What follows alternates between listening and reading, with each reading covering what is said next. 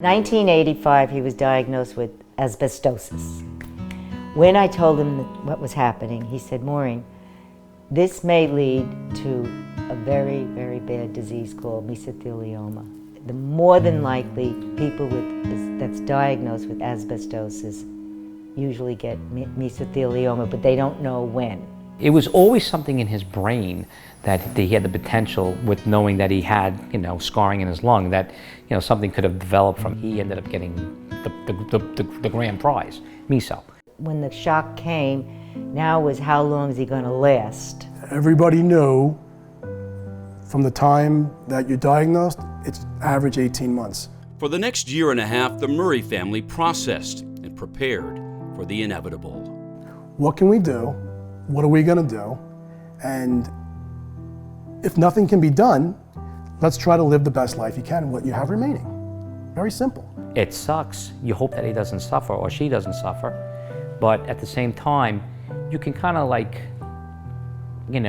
maybe get to know yourselves better with it. And for 18 months, family and friends did say their goodbyes. Middle son John David in the spring of 2014. I remember the last conversation that I had with him. He said, I'll see you for Easter. And I said, no, you're not. You're not gonna see me. And he just looked up at me, and I looked down at him and I said, you did okay, Dad. You did okay. You know what? And I rubbed the top of his head and I walked out the door. And that was it. And I was okay with that. Good story. My friend John Murray, who's not related to us, went to high school and college with John, and he was always in trouble. Got kicked out of Marist, doing bad things. John had a lot of demons, but my father saw something in him that he never quit on him. John was involved in a bad accident from drinking and driving. I asked my mom and dad, can you visit him in the hospital? John's sitting there in ICU, and my father walked in and went, Murray, you ever gonna learn? When is it going to kick in? All the potential you have.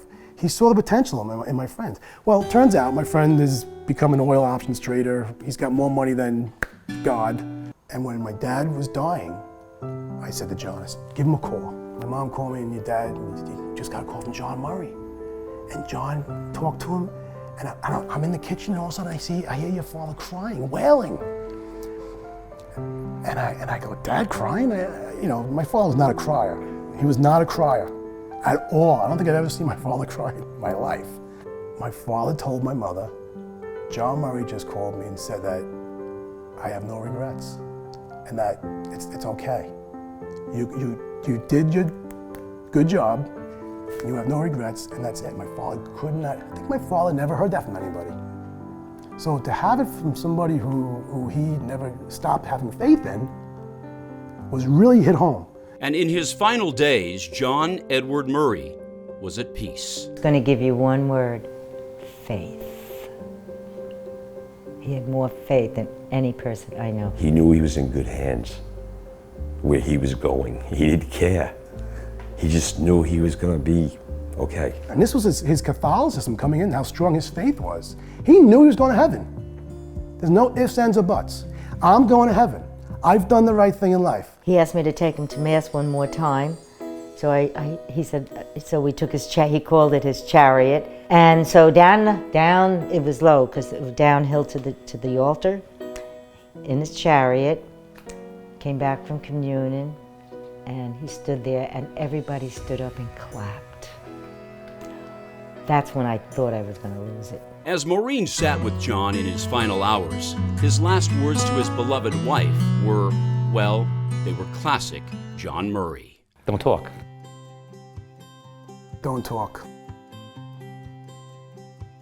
Don't talk. Maureen. Oh, Maureen. It really was funny.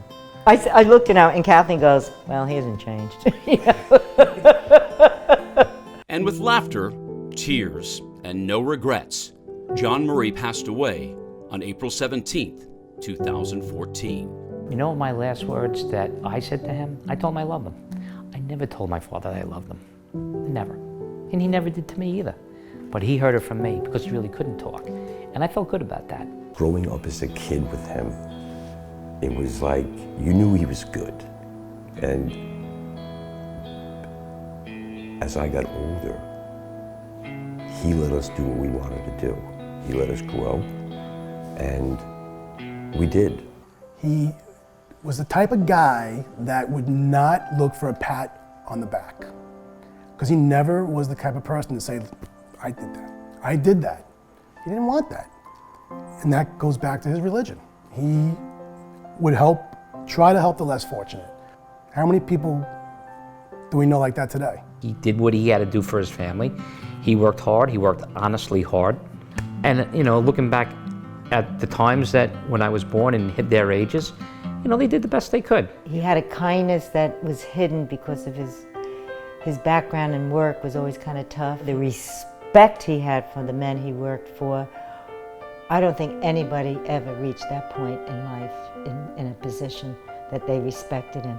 I know the boys loved him. I know the grandchildren loved him. I found that a lot of people cried when he died.